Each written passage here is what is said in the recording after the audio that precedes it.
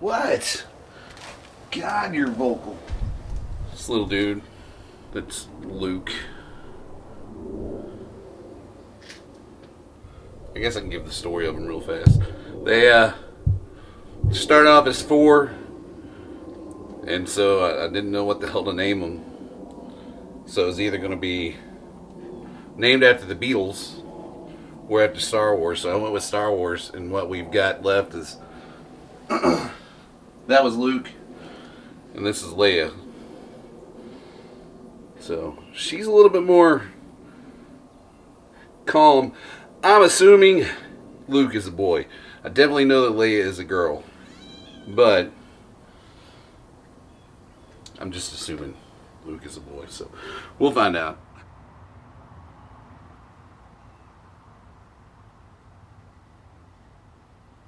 I was born May 12th in 1976. Star Wars was released May 25th, 1977. So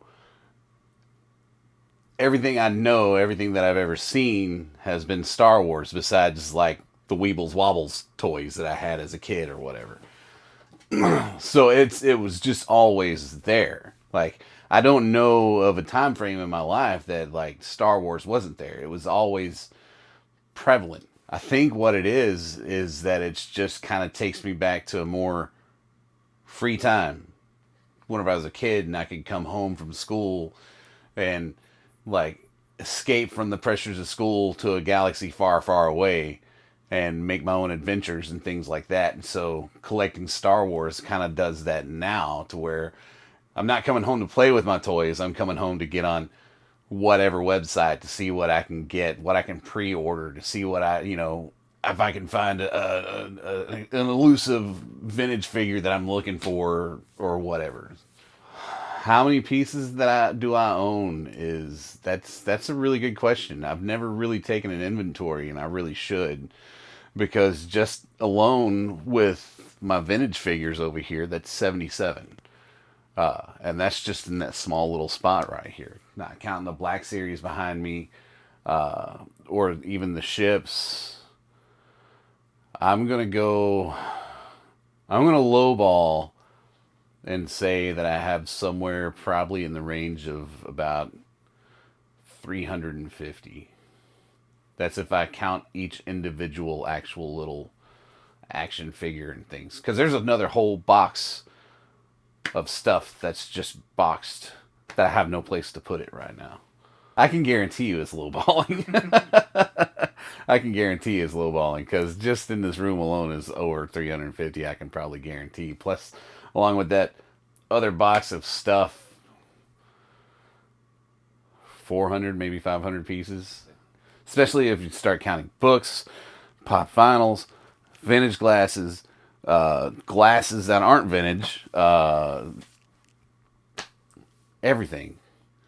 My favorites are the vintage things. So my prized collection piece is my poster, my Empire Strikes Back poster in the living room, which is autographed. I've collected quite a few autographs on it. Value wise, some of the, there's two characters that I've got autographs from on it right now that you can't get anymore. Carrie Fisher and Kenny Baker. They're not around. They're not with us anymore. Carrie Fisher died in late 2016. It was like, yeah, man. I mean, it sucked. It really hurt. That was like one of those like celebrity deaths that really hit me hard. Princess Leia just passed away. That's, yeah.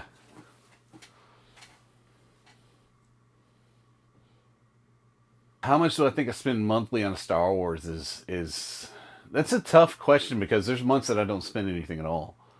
It just really depends on how much money is free during that month. It kind of depends on the work schedule. If I'm working a lot of overtime, then I've got excess money. If I'm not working a lot of overtime, then I don't have an excess money, and I might just spend maybe $20, or I could spend up to $300 to $500, and that's I've bought a few of the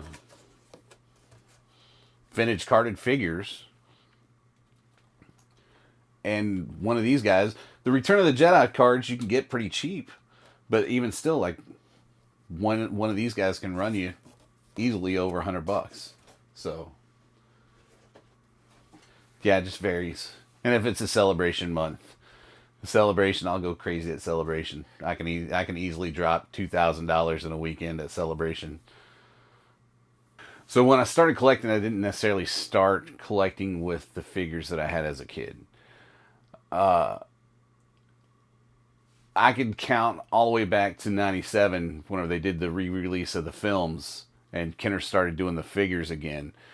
And they did the first set. I think they started putting those figures out in '94, '95.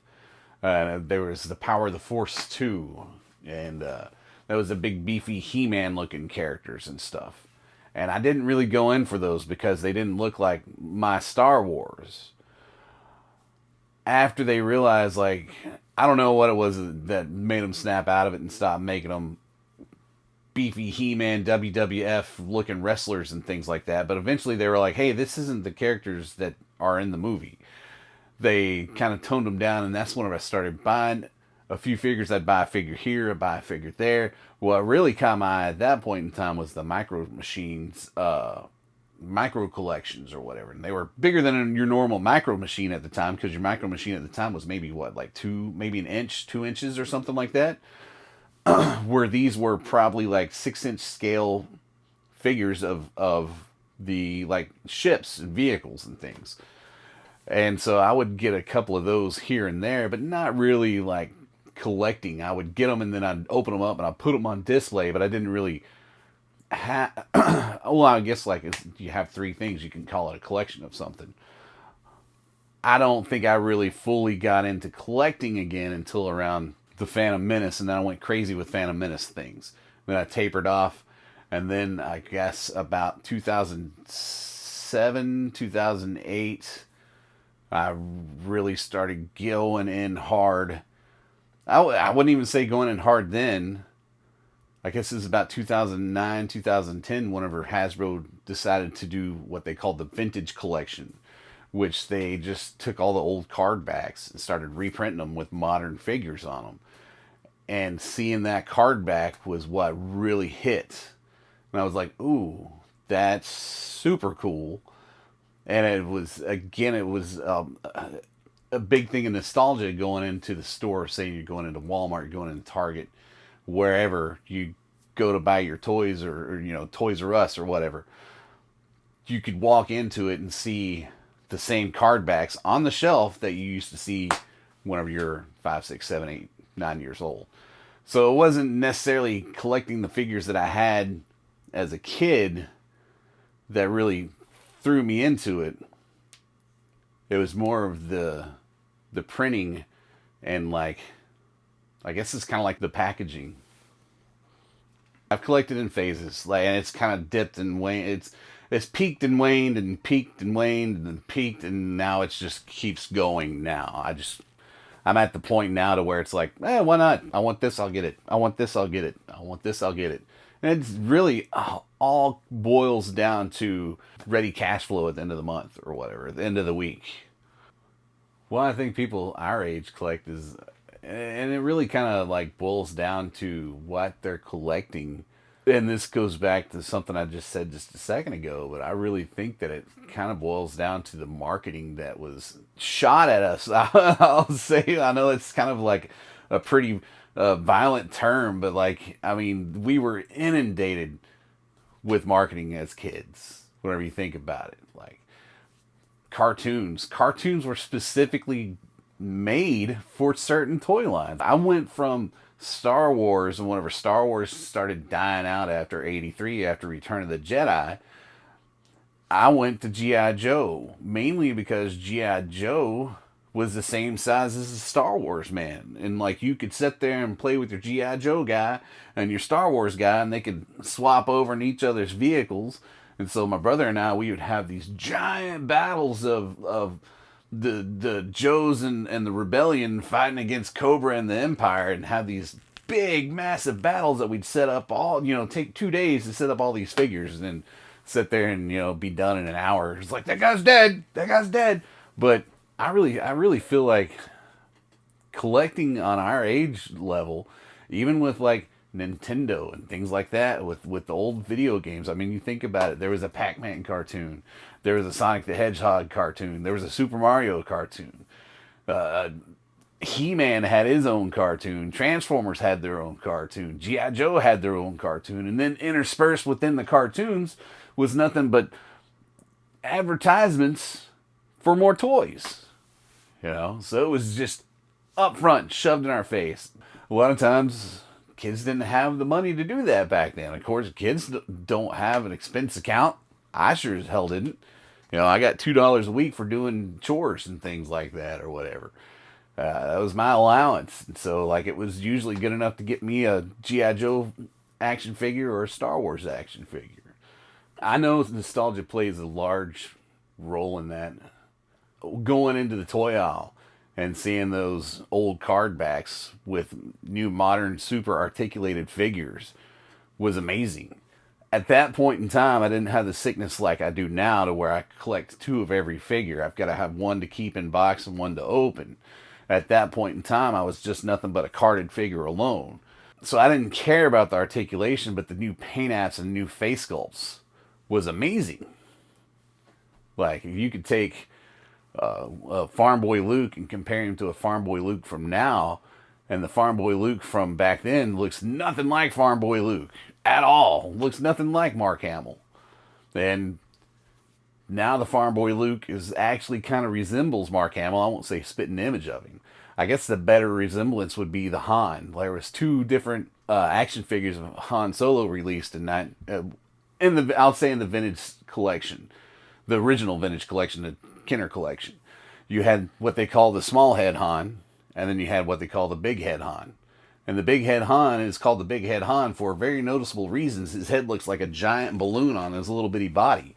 And they thought that that resembled more of Harrison Ford than the smaller head one. And honestly, neither one of them really do. Like, I would feel really bad if I was Harrison Ford and somebody's like, that looks like you. I'd be like, dude, what are you doing, bro? You don't even have a scar on my chin. What's going on? But yeah.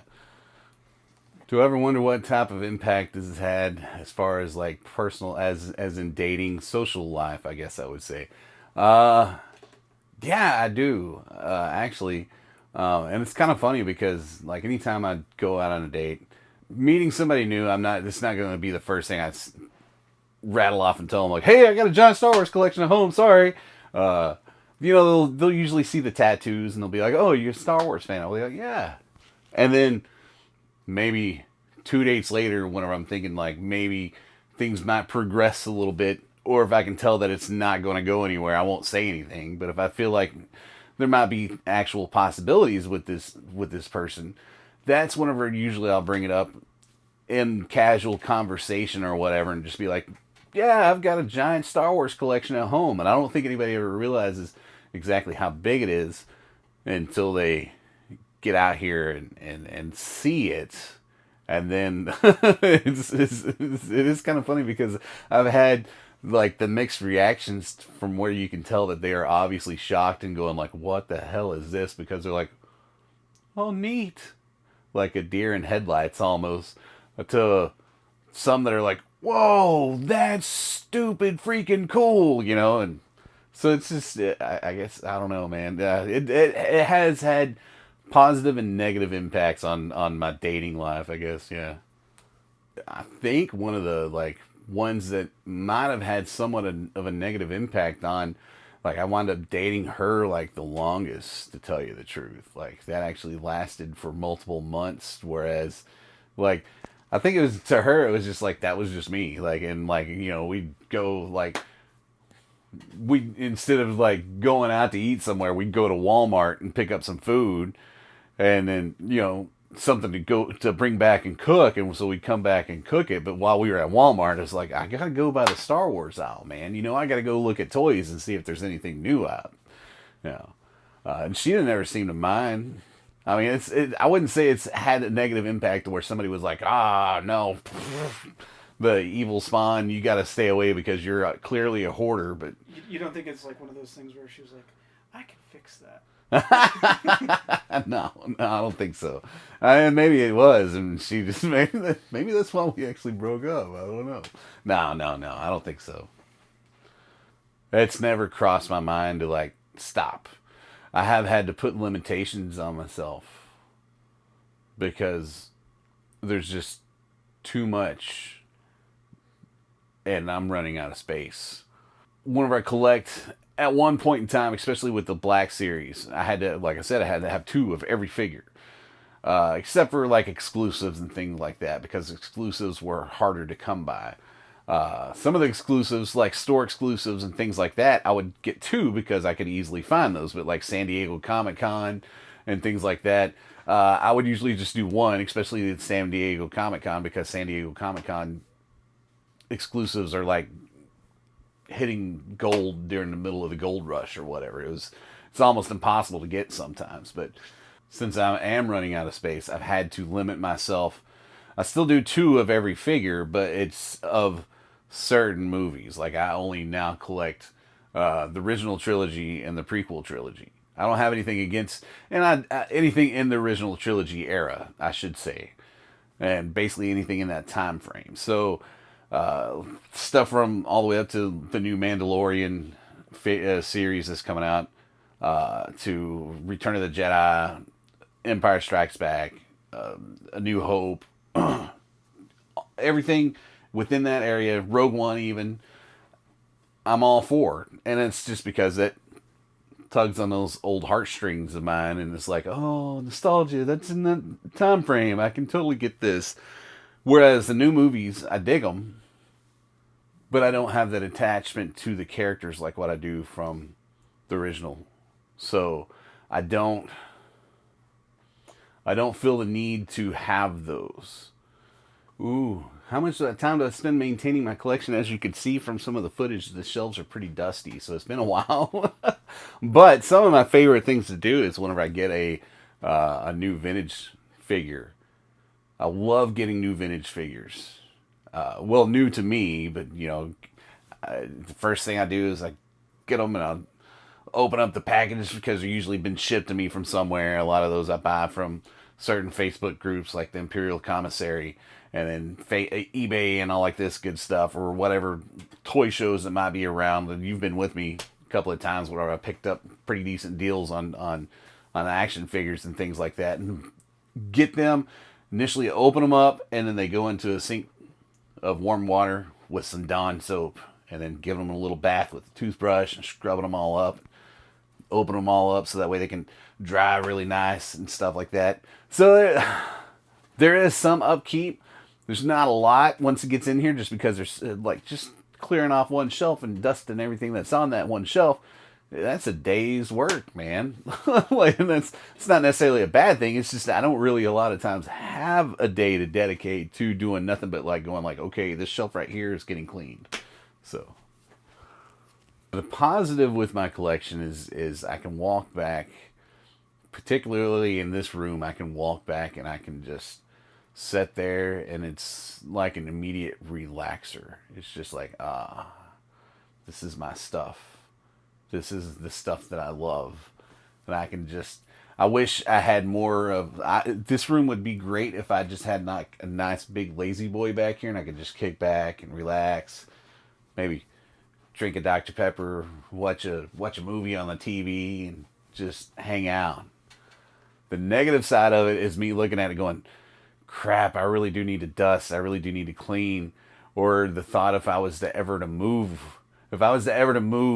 that's probably the thing that scares me the most. If I was ever to move, it's the whole packing and trying to make sure, well, here's this guy with his gun and all his accessories. Zip it in a Ziploc bag, put it in a box. Here's this guy with his gun and all his accessories. Zip it in a Ziploc bag and put it in a box.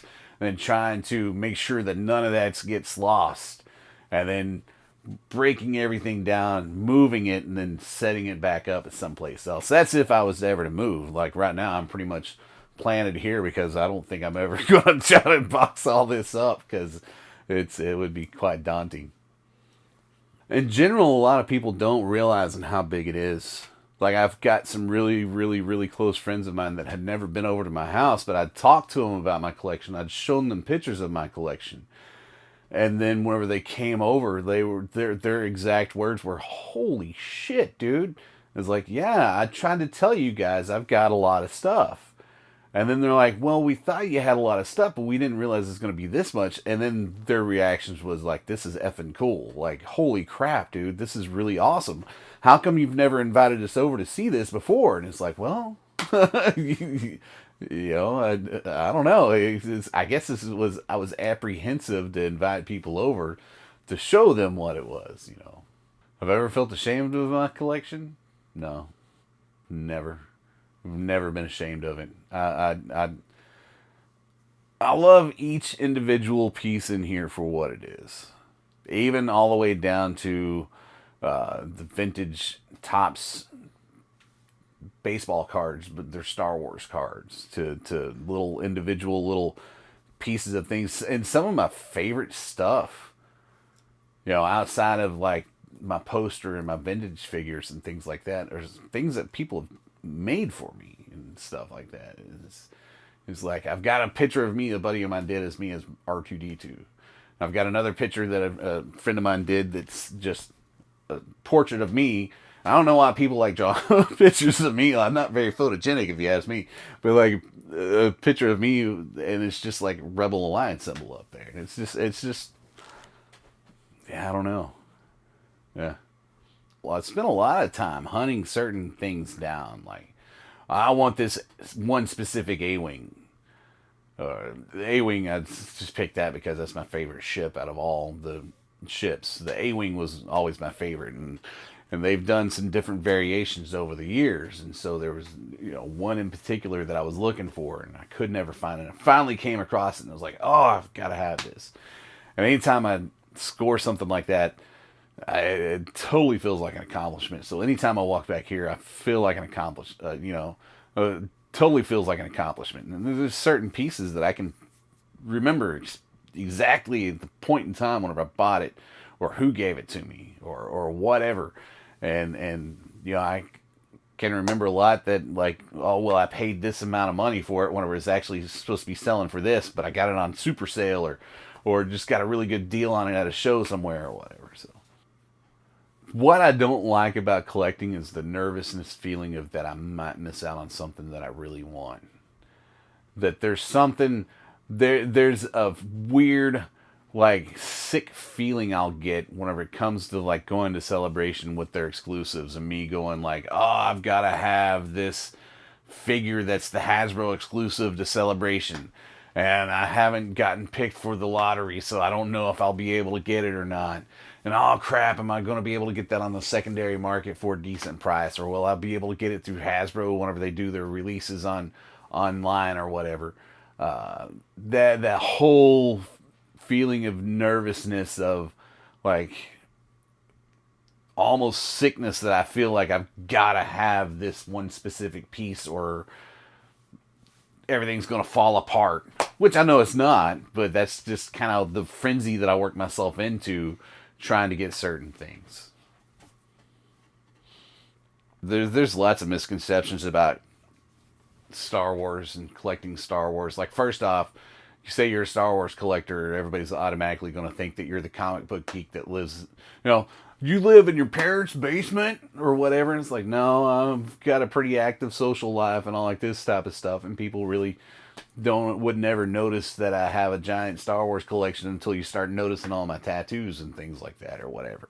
But also, there's also that misconception of somebody finds an old vintage X-Wing fighter that might be junk to hell because Timmy played with it for 15 years and just threw it all over the place and broke every piece on it. But they see it and they're like, oh, this is Star Wars. This is that's from 77.